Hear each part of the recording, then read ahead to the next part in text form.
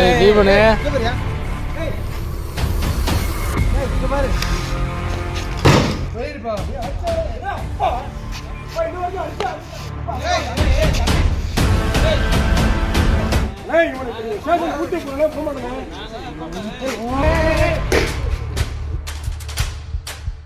அதுக்கு ஏன் உங்களை அடிக்கிறாங்க?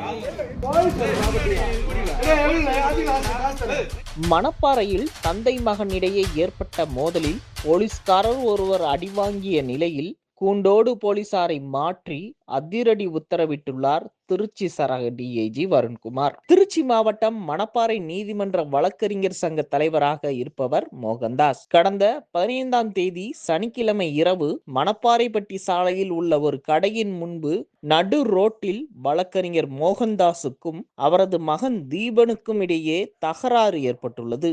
இதில் ஒருவருக்கொருவர்